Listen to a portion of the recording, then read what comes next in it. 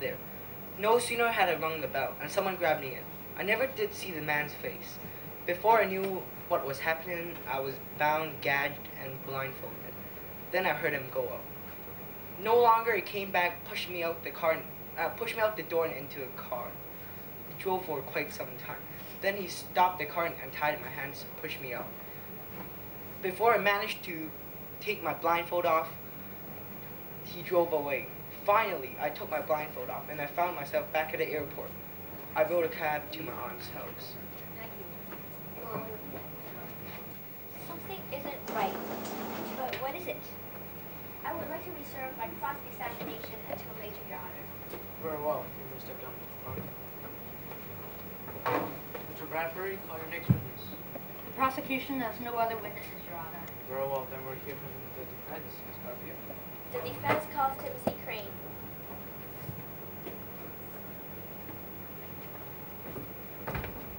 Do you swear to tell the truth, whole truth, and nothing but the truth? I do.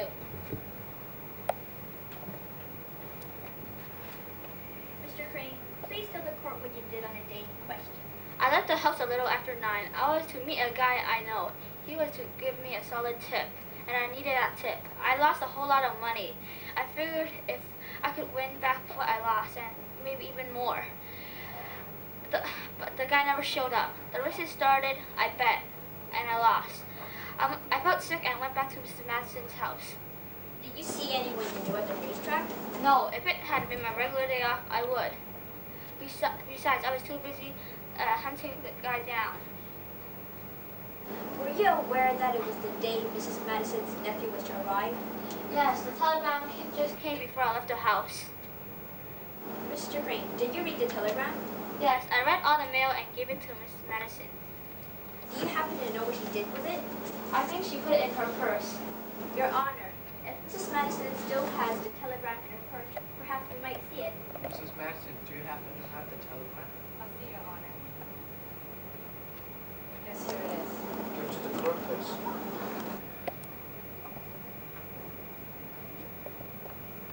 Thank you.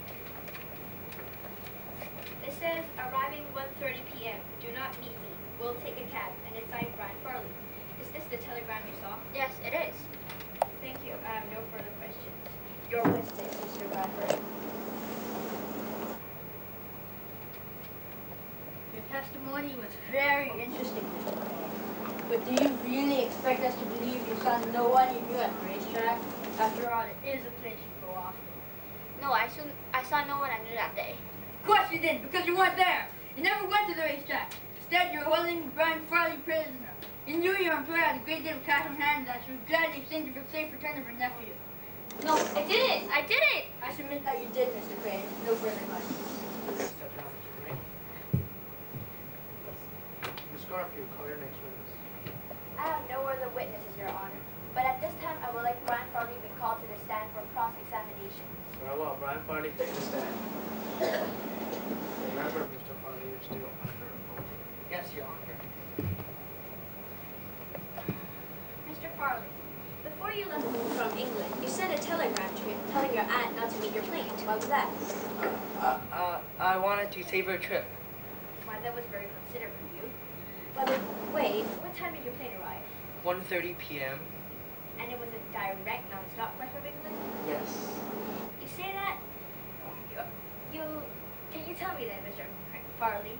how your aunt received this telegram and not the cablegram. Telegram are land wires, not overseas wires. Why? Mr. Farley, how long have you been Out of work. About 6 months, but I don't see that has to do with anything. Let's let the court decide that. If you haven't worked for 6 months, where do you get the money for the trip? I borrowed it. I was to give it back within a month. I see, Mr. What would you say if a candidate that you would never kidnapped at all? And in fact, you landed in the United States in the morning, saw the newspaper report of your aunt's sales of racehorses to Admiral Dene. Guess you had a lot of cash on hand and cooked up this sheet to rob her. That's ridiculous. Is it?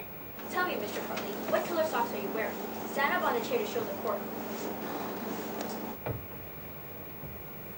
They're green, but I don't see. No, you don't, but perhaps the court. You're wearing two green socks. One is red and one is green. You can't tell the difference because you're colorblind. So what? Isn't it strange that the messenger who brought the ransom note also wore one green sock and one red sock? Perhaps he is too colorblind. Oh crap, you were the messenger. Oh, what's the use? Yes, I did it, just like you said. I thought no one would ever know. I'll give the money back. Mr. Bradbury, I think a motion to dismiss this case is now in order. I so move, Your Honor. Case dismissed, motion granted. The clerk will escort Mr. Farley to the bell where he'll be advised of his rights and then removed to the jail.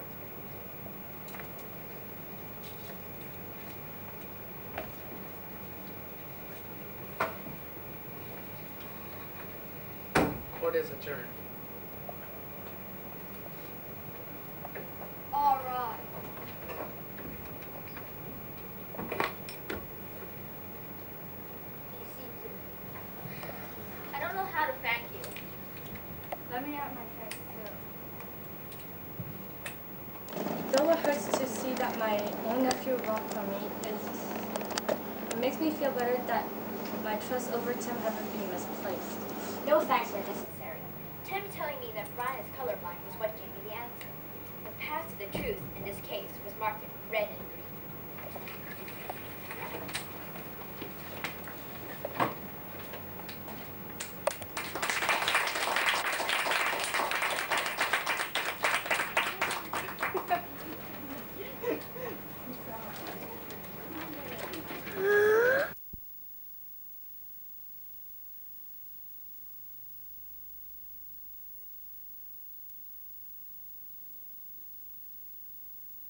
Case in the mainland to be revealed in recent weeks. Police arrested Hong Hong on Wednesday after a boy allegedly intended to be his 26th victim managed to escape. Managed to talk to his captor into freeing him. Zhong Ling, 16, was lured to Hong Hong's house in Pingyu Country on November 7th and survived torture and 3 strangling attempts. After 3 days, he managed to talk his way to freedom, begging Hong for mercy and saying he would treat Hong as his adopted father and serve him forever for reasons unknown. Hong suddenly released the teenager and even gave him 2 yuan, HK $1.88, to get home at the Guangzhou Daily reported. Police raided Hong's home and found the buried bodies of 18 teenage boys. For more than 2 years, all the victims were last seen in internet cafes, game rooms, or video arcades near the schools. It remained unclear whether any of the victims had been sexually assaulted. Hong admitted that the police that he killed 25 boys, reports said. The Pingyang's public security bureau yesterday declined to comment. But the Guangzhou Daily report quoted unnamed officials at the country party committee as affirming that Hong was connected to many middle school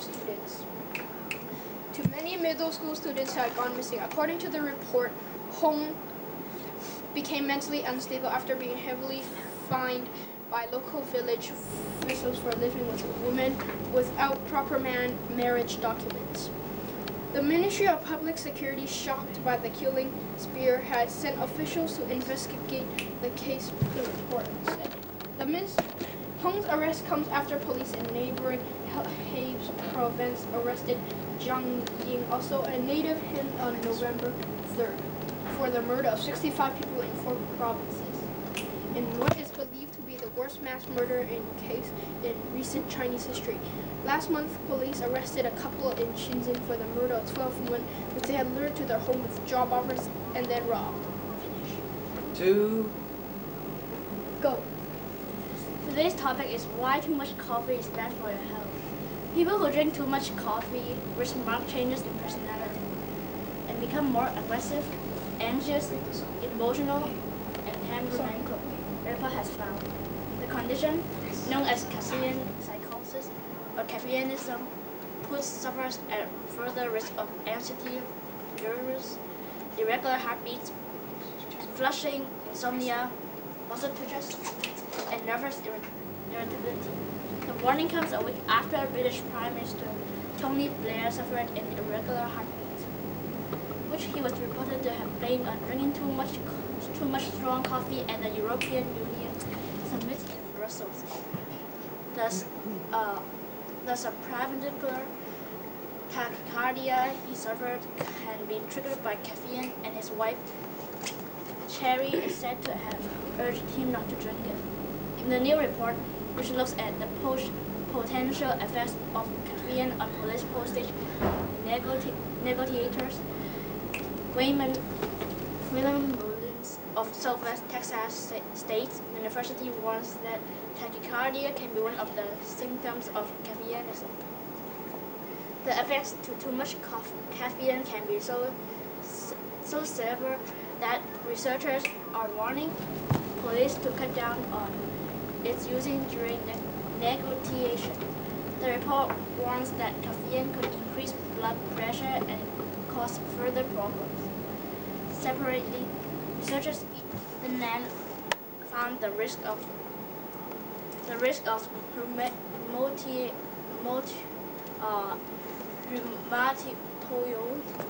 arthritis increased with daily intake of coffee.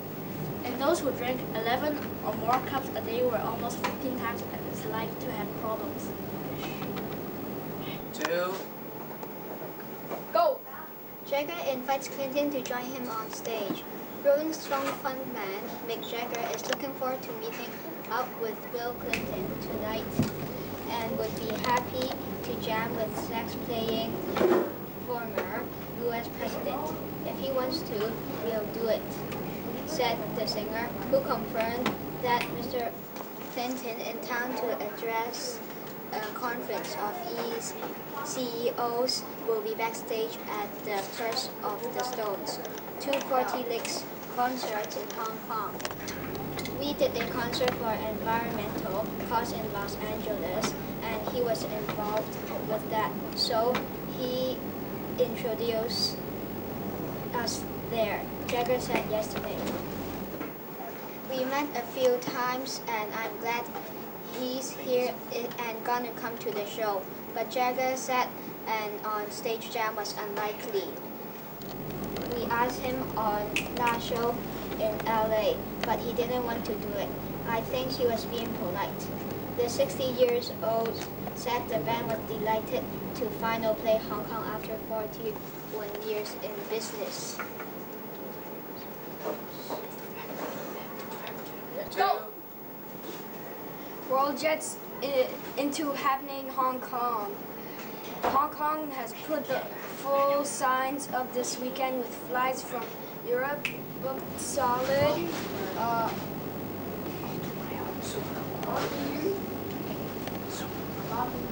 Booked solid, and some luxury hotels saying almost every room is taken for the first time since SARS outbreak. 6 months after some planes touched down with more crew than passengers on board. Visitors have found themselves on waiting lists for flights throughout this month. Hotels have seen similar reversal of fortunes with occupancy rates in luxury hotels, some of which have single-figure guest counts in May, climbing back to above 80% and outstripping those for the same period last year. Hong Kong's bumper weekend has held by arrival of the Rolling Stones at the same time as a host of political celebrities, including former President Bill Clinton and federal Ramos and ex-Australian Prime Minister Bob Hawke. A spokeswoman for British Airways said flights to Hong Kong were virtually full for the first time since SARS. One reason has been the Rugby World Cup in Australia. Lots of passengers are flying via Hong Kong, but in general there has been sharp upturn in traffic, she said. A Virgin Atlantic spokeswoman agreed that flights were fuller than at any time since the SARS outbreak, while Cathay and planes, as they said, planes were flying from Europe to Hong Kong more than 90% full. Tourism Board Assistant Man Sir Simon Kennel said it was too important too early to calculate how important the weekend would be in the city's recovery, but he said it is too good to see so many high-profile faces in town. We hope they will take back good accounts to their friends and relatives and help boost the image of Hong Kong. Arthur Keong, director of marketing for the Peninsula, said the recovery since lifting of the travel advisory has been phenomenal.